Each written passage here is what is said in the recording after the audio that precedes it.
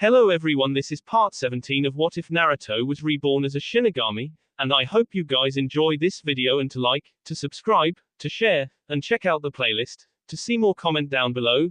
Now let's start the intro. They call me a god. They call me a god. They call me a god. Join my membership, the perks are great. It's in the description. Be sure to like and subscribe, it gives me more motivation. Enjoy. Meeting back up with the Suna siblings had proven less troublesome than originally thought. Temari and Tenten had been able to be amicable with each other, and Naruto and Gaara acted like they'd never been apart. It was only when they had requested Temari help Naruto in his wind manipulation that things had become complicated. Temari had asked why they wanted help when Konoha had a wind master in Asuma and the group went silent. Naruto finally asked the siblings to show his group to a safer area, away from prying eyes, so he could show them why he needed the training. Once they were all safely inside the walls of the siblings' family compound and the area was secured, Naruto turned to all the siblings and took a deep breath. I don't guess you've heard about what happened to me in recent months, so I'll just say, don't be too surprised, okay? The three stared at him with disinterested looks. There wasn't much that could actually surprise a ninja. That theory was turned on its ear when Naruto let his wings out of their tattoo and blocked out the light behind him. The Suna siblings were astounded, dumbfounded, and confusticated. They sat motionless and speechless until Kankuro broke the silence. Holy s, he's an angel. Gaara sat unmoving, Kankuro beside him, but Temari stood and moved to her fellow blonde's back, stroking the wings like they were fragile. Naruto rolled his eyes, causing Tenten to giggle. He hated the attention his wings brought him, unless it was from Tenten. But he could understand curiosity, so he just stood as Temari rubbed all over his wings. They're so soft. Kankuro, Gaara, come here. You've got to feel these things. Kankuro gave his sister a span look and folded his arms. I'm not feeling anything on a guy. Sorry, but that's against what I stand for. Temari glared at her brother while keeping up her rubbing. Tenten saw that Naruto was beginning to become a little uncomfortable in his pants. The blonde girl was hitting one of his sensitive spots on the wings that she loved to tease him with, and if she kept it up, well, Naruto was gonna have to change his pants. Tenten tapped Temari on the shoulder and whispered in the girl's ear. Could you please stop rubbing his wing? You're making him uncomfortable. Temari scowled at the brown-haired girl and kept up her ministrations. What do you mean uncomfortable? He's not hurt. No, I mean, you're making him uncomfortable, in his pants. Tenten pointed down over Temari's and Naruto's shoulder, and Temari looked down just as Naruto began to whimper from the touch. He was trying to keep his cool, but his body was betraying him. Temari finally noticed the teepee in his pants and that his eyes were screwed shut. Everyone was looking on in interest, and Jiraiya had his notepad out, scribbling furiously. Temari blushed beated, but in her embarrassment she forgot one crucial thing. She was still massaging that special spot on top of his wings. Tenten finally sighed out loud and wrenched the girl's hands away, making Naruto shudder in relief. One more second and he would have had to go back to the hotel for a change of clothing. He was still straining against his pants and had turned so none of the guys could see him until he settled down. Gaara and Kankuro had looked away once they saw what their sister had been doing, and Jiraiya was still scribbling away with abandon. Temari, still embarrassed over what she'd done, decided a change of subject and scenery was in order. Why don't we go to our training spot in the desert? I'll show you there. Just let me retrieve my fan. Without another word she bolted upstairs and the other two siblings disappeared as well, Gaara wishing Naruto well and saying he had to get back to the office. Naruto was still coming off his little unintended massage when he felt someone rub his special spot with very familiar, very soft hands. Naruto gasped for breath before he lost all inhibitions and released himself in his pants. Tenten smirked into his back and reached around his waist, rubbing just above the wet spot in his pants.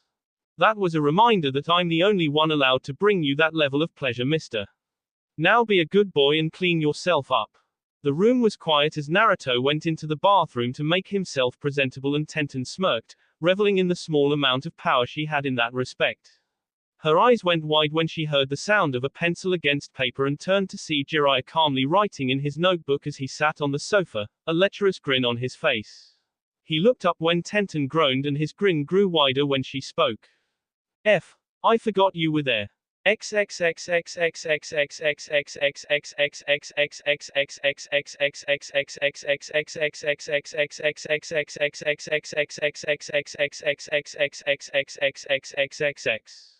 Once the novelty of making Temari and Naruto blush had worn off, the Wind Mistress led the small troop to her favorite training place in the desert, a small oasis a few miles from Suna but still in view of the walls. To her credit, she and Naruto had gotten themselves under control and were able to make some eye contact at least. Temari stood with her hands on her hips, her fan firmly in place in her belt as she addressed Naruto. Tenten and Jiraiya sat under the small stand of trees in the shade. Wind wasn't their forte, so they weren't needed here. Temari was just about to begin explaining things to her new pupil when she heard an unknown voice behind her. Have I missed anything yet? The girl whirled on the spot, plucking her fan from her belt and swinging it like a bat at whoever was behind her. Whoever the bastard was, he was good to get behind her without her hearing. Her eyes widened when her fan was stopped by the man's hand and she took in his looks. He was very plain looking. In truth, he looked like a civilian, but he carried an aura of authority around him. Oi Sanosuke, I've told you not to sneak up on people like that.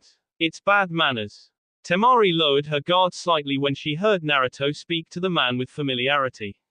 If Naruto knew someone, that meant one of two things, friend or foe. There was no middle ground with the boy. The way he spoke to the man denoted friend, so she brought her fan back to her side. And you are? Sanosuke grinned and bowed to Temari as he took her hand and kissed it. It was rare he got to introduce himself without having something sharp and pointy put through his chest. I am Sanosuke, my dear, a servant of Kami and keeper of Naruto. Naruto grumbled to himself that he didn't need a keeper, making Sanosuke smirk. And yet you always get in trouble. Besides, you and Tenten always try to skewer me, so having a young lady who appreciates my dashing good looks and charm is a boon to one such as me. Tenten glared at the man's back and Sanosuke straightened up, still holding Temari's hand. Are you an angel? The brown-haired man smiled at the girl and grinned. Why, yes I am. I've been a servant of Kami for many, many years. Although, why she assigned me to this bonehead is beyond me. Temari stifled a snort and Sanosuke turned to Naruto, his teasing now complete. I've come to tell you that you need to take this training very seriously, Naruto. You need to get this quickly, so utilize whatever means necessary. Temari, please don't be gentle. The blonde girl smirked and cracked her knuckles. Don't worry, I won't be. Now Naruto, let's begin. Her sickly sweet voice didn't fool Naruto for a moment. This was going to be hell.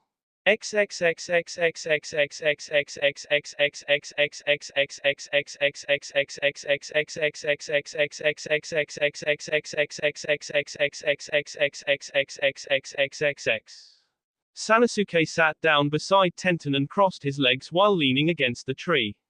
He looked to her and met her eyes. Well, did you kids have fun last night? The bun-haired girl blushed and turned away only to meet the gaze of a leering Jiraiya. Talk about between a rock and a hard place. Her only respite was to look down. Well, I slept well, if that's what you're asking. Hold still, damn it. Move the wind, don't let it move you. I'm trying. It's hard. The three looked to where Temari was instructing Naruto on moving the wind about himself, but he was putting so much chakra into the technique it was about to blow him away. Deciding to ignore the two for the moment, they returned to talking. Okay, so you slept well. We'll leave it at that. Care to explain that stain on the front of the boy's pants? I happen to know he quit pissing himself years ago. Jiraiya chuckled, earning him a glare from the weapons mistress. She gave the boy a very hard time this morning. He couldn't help himself. Ah, so that's what happened. TSK, naughty, naughty children. Whatever will we do with you? Tenten groaned and put her face in her hands. Can we please talk about something else? Stop trying to force it, Naruto. It's wind. Flow with it, not against it. Then show me how, damn it. Don't just tell me. Of course we can. Since Temari is taking care of the Wonder Boy, we need to get you caught up on your earth manipulation. Jiraiya, if you will. The white-haired man nodded and stood up, beckoning her to stand with him. The thing about earth manipulation Tenten is that it is always all around you, just like wind for Naruto. You have an infinite supply everywhere. Watch. Tenten watched as Jiraiya focused and the earth erupted around him into a wall that encased him, offering protection. His voice wafted over the side of the obstruction. Try to S through this, with a kunai, not your sword. I know that thing will go through it. Tenten whipped out a kunai and thrust it forward, watching with fascination as it crumpled against the wall like a tin can. That was one of my best kunai. It should be able to cut through just about anything. The earth in front of Jiraiya crumbled and revealed him once again. It's nothing more than concentration mixed with your chakra. Just like Naruto's Rasengan and Rasen Shuriken. Manipulation of your chakra and nature, without hand signs. Temari is one of the best wind manipulators I've ever seen. She has to use a medium, her fan, to make it happen, but she rarely has to use hand signs to get the desired jutsu. We're going to get you there eventually. If you can get to the point where you can make a shield for yourself with little thought, you'll be unstoppable. Aren't there any offensive Doton jutsus I can learn? I've never been one much for defense. Jiraiya sighed and rubbed his eyes. You're just like Naruto, I swear. Sometimes the best defense is a good defense Tenten. You can't just rush in all the time. We need to get your chakra pulls up to better levels before I can teach you much. My jutsus just take too much chakra. I can show you Yomi Numa, but with your level of chakra it won't make a very big swamp. We have to get your levels up somehow though. Tenten nodded and listened as Jiraiya explained how the jutsu worked and the applications that it had. Jiraiya was a much better teacher to a woman than he was to a man. Having a Sannin put you on track was an honor. Okay, now hold it. Hold it. Don't let it go. Make a cushion beneath your wings. I'm trying, but I don't have enough wind. If I push more chakra into it. No, you have to work with what you have. You just need enough to take off, not enough to launch you to the moon. Tenten turned to Sanosuke, who sat under the tree watching Naruto intently. Do you have anything to add? He looked up at her and blinked slowly. No, not really. The two of you are in good hands. You two are fast learners, so I'm sure that you'll get the gist of everything quickly. Watching Temari berate him is very funny. She's a harsh taskmaster. Tenten nodded and walked over to Jiraiya, who was watching the two blondes. Temari was both frustrated and fascinated by Naruto's level of learning. Fascinated because he learned what she taught quickly, frustrated because he just couldn't seem to apply it. He tried hard though. The best he'd done so far was make a few puffs around his feet. Jiraiya-sama, I'm ready to learn. Jiraiya slowly let his gaze settle on her before he smiled. Despite his faults, Jiraiya was a teacher at heart and nothing gave him more joy than imparting some form of knowledge to young people. Very well, let's start. I want you to try to make the biggest swamp you can. And try to stay away from Temari and Naruto. I don't need a shrieking banshee screaming in my ear today. Tenten nodded and ran through the hand signs quickly. Doton, Yomi Numa.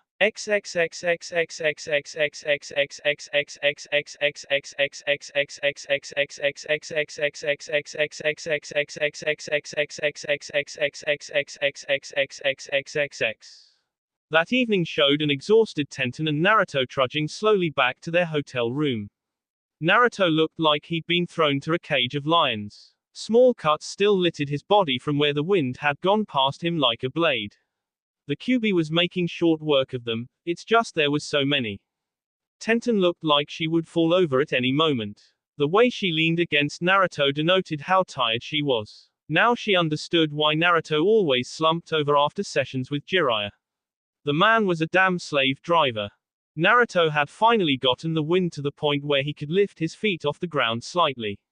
He'd started to jump for joy before Temari whacked him over the head and snarled that that was nothing to be proud of. He was supposed to soar, not float. He became noticeably more humble after that. Tenten had done the Yomi Numa so many times she could probably do it in her sleep. Her swamp was nowhere near what Jiraiya's was, even when he wasn't paying too particular attention to size, his still beat hers. But she could feel a noticeable difference, and when her reserves filled back up, she'd have a little extra. Naruto unlocked the hotel door and the two shuffled to the bed, both flopping down face first into the pillows and groaning. Naruto's muffled voice floated in the air. You wanna get something to eat? I guess. We should clean up before we go. But, the shower seems so far away and I'm comfortable here. Yeah, but a shower sounds so good right now. Answered as hot food. If I take a shower, will you take one with me? If I go, you're less likely to get cleaned quicker. Maybe, but I was actually looking for a shoulder massage while I washed up. And what about me? You're on your own. Naruto cracked one eye open and turned his head slightly to look at his girlfriend. Sounds like I'm getting the raw end of the deal. Tenten smirked and rolled over onto her side, propping her head up with her elbow. You get to touch me and you're saying you get the raw end of the deal. There are plenty of guys who would care to touch me. Naruto rolled away from her and smirked, unseen by her. Nah, you go ahead and shower before me. I'll wait. Tenten growled and reached beside the bed to grab Keppaku. She nudged the blade against his back and spoke in a very sweet voice. If you don't get in that shower with me, you're going to be missing some very important pieces of anatomy. I don't think so, sweetie. Tenten blinked several times and stared at him. He'd never called her bluff before. Naruto turned to her and grinned. I'm already in the shower at the moment. You can have it when I'm done. Tenten stared at him like he'd grown another head before she heard the faint sound of the shower running. She looked back to the Naruto on the bed and frowned before bopping it on the head with Keppaku. She grit her teeth as the clone dispelled and peeled her clothes off. She suddenly had a lot of energy and frustration to work out. In the shower, on a blonde.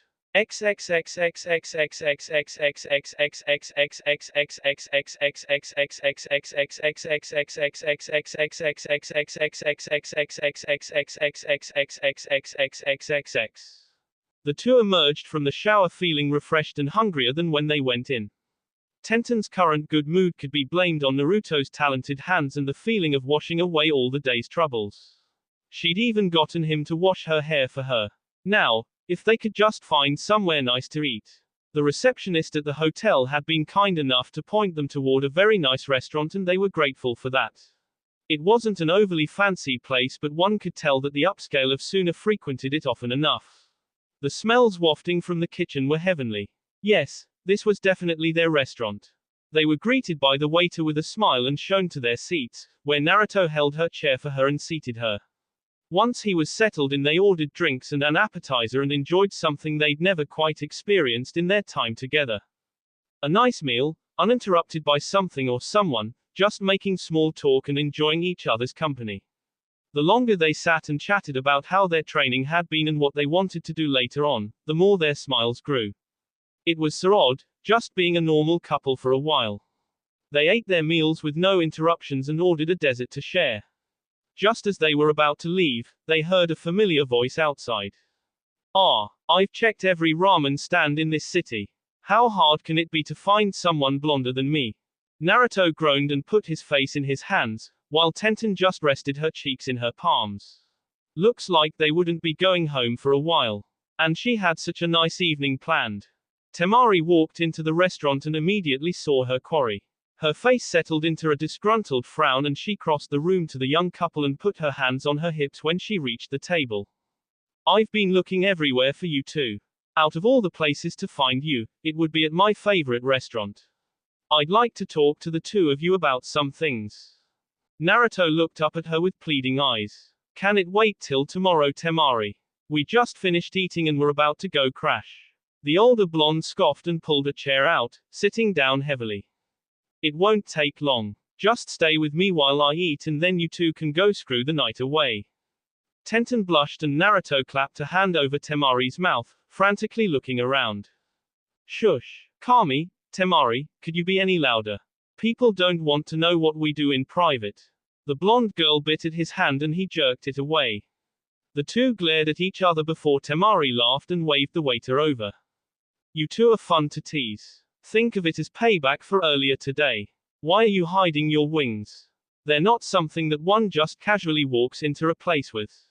I don't like that much attention nowadays. And besides, women tend to touch them, and they're very sensitive.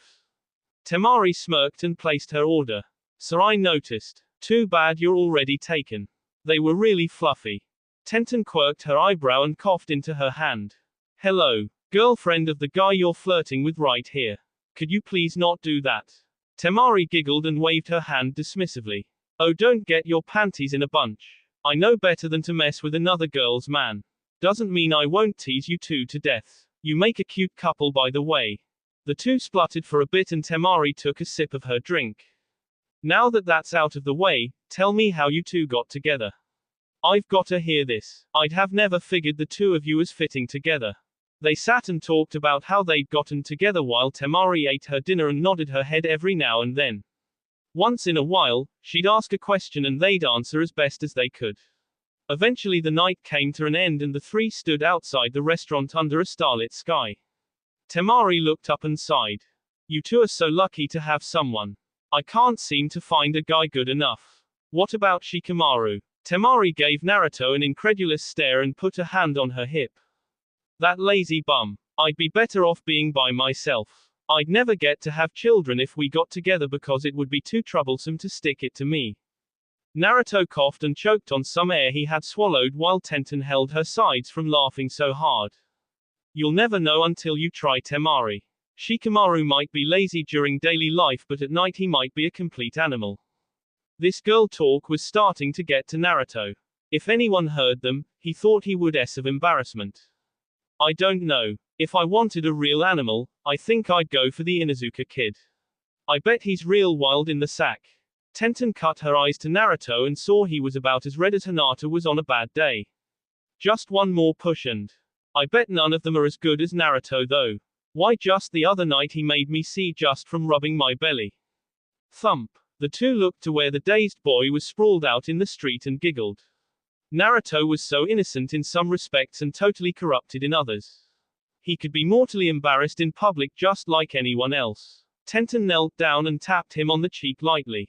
Come on, Naruto. You can't sleep in the street and now you have to take another shower before bed. I'm not sleeping with you when you're filthy. Temari gaped at the two as her fellow blonde stood up and dusted himself off.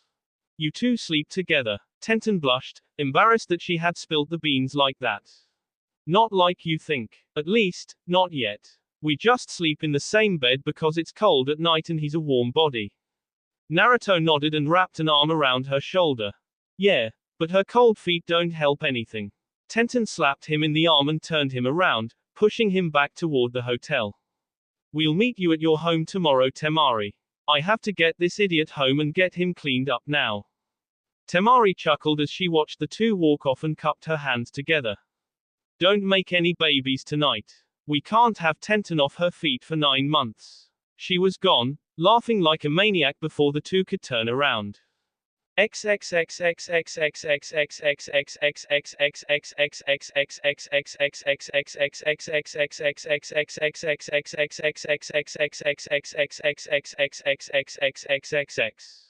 The next few days rolled around and the two became more and more proficient in their respective manipulations.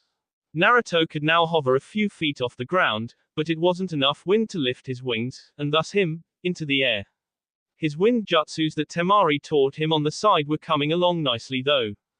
Tenten was doing a little bit better with her earth manipulation, but then again, women were always better at chakra control, and Naruto's control sucked to begin with. Jiraiya always said it was a miracle he could walk and talk at the same time. The two had worked out a theory in their evening time though. They hadn't put it into practice yet, but the theory was sound. If Tenten could push a mound of dirt under Naruto and shoot him upwards while he manipulated the wind at the same time, then potentially he could gain the air needed to fly. But they hadn't had time to try it. Jiraiya and Sanosuke were pleased with the speed at which they were coming along. But it wouldn't be long now and the Akatsuki would send someone. Naruto had to step up his training and get it faster. Staying in one place too long was dangerous and they'd been in Suna too long as it was. Jiraiya could feel something on the wind, a bad omen, and it bothered him. He hated not being in the know and things were going too smoothly. Bad things happened when things went smoothly. Jiraiya nearly jumped out of his skin when Sanosuke sat his hand on his shoulder. The grim look on the angel's face didn't help anything. They're coming, Jiraiya. They'll be here soon. The Toad-san nodded and looked to where his two pupils were doing their individual exercises and sighed. He could only pray that the brief training would help in the upcoming fight. He just wished he knew when the Akatsuki would arrive. It would help so much. He decided to end the session early and let them have an evening out with the stipulation that they would be moving out the next day. Naruto had enough of a grasp on manipulation that he could practice by himself if Temari wrote some tips down in a scroll. As the younger ones walked off toward the village, Jiraiya turned to the west and frowned at what he saw. A dark sky with lighting that made no sound. A dark sign indeed.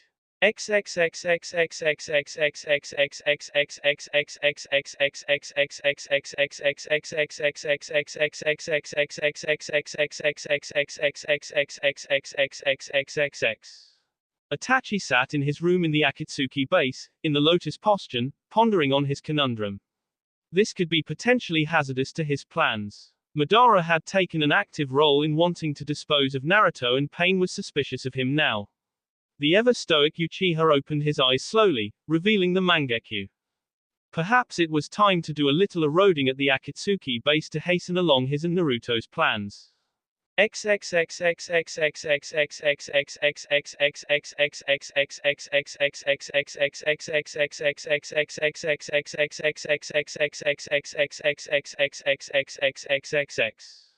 Deidara cut his eyes to his silly accomplice and sighed heavily.